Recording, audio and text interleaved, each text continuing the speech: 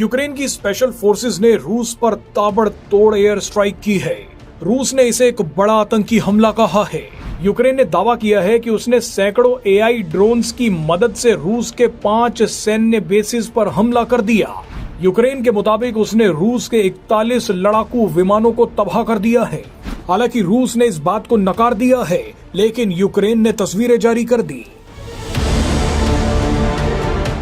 आकार, पैमाने और जटिलता के मामले में यूक्रेन ने दुनिया के सबसे बड़े हमलों में से एक को अंजाम दे दिया है।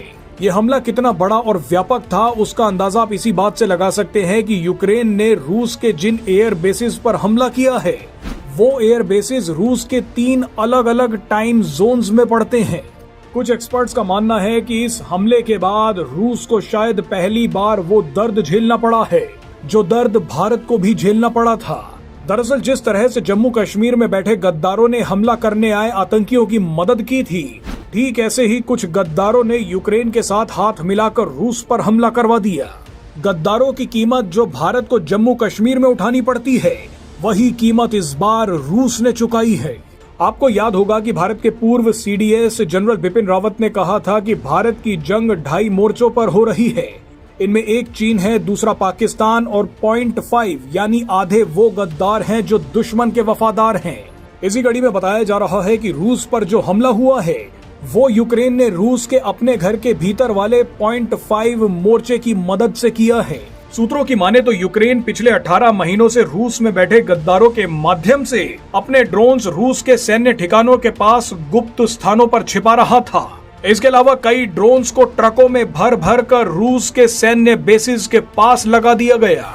इन ड्रोन्स को ट्रकों में बने लकड़ी के मोबाइल कैबिन्स में छिपाकर रूस के अंदर भेजा गया और फिर समय आने पर रूस के भीतर से ही इन ड्रोन्स को लॉन्च करके रूसी एयर बेसिस को निशाना बनाया गया। ये घटना भारत के लिए एक बहुत बड़ा सबक है।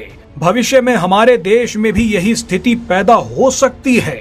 भारत में बैठा 0.5 मोर्चा यानी आधा मोर्चा, जिसमें कई पाकिस्तानी जासूस और गद्दार पकड़े गए हैं, ये लोग भी पाकिस्तान के साथ मिलकर भारत पर ऐसा हमला करवा सकते हैं। ये गद्दार अभी तो आतंकवादियों को मदद पहुंचा रहे हैं, लेकिन बाद में यही गद्दार हथियार और ड्रोन्स भी भारत के अलग अलग जगहों पर पहुंचा सकते हैं। ट्रैवल व्लॉगिंग के नाम पर महत्वपूर्ण जगहों के नक्शे और कोऑर्डिनेट्स दुश्मन को दे सकते हैं। यानी भारत सरकार और आम भारतीय को सतर्क रहने की जरूरत है। बहरहाल रूस ने बताया है कि उसने कुछ संदिग्धों को पकड़ लिया है। इस हमले के बाद पुतिन गुस्से से पागल हो गए हैं। मीडिया रिपोर्ट्स में दावा किया जा रहा है कि पुतिन पहली बार बदला लेने के लिए किसी नाटो देश पर पलटवार कर सकते हैं। रूस का ये हमला जर्मनी पर भी हो सकता है।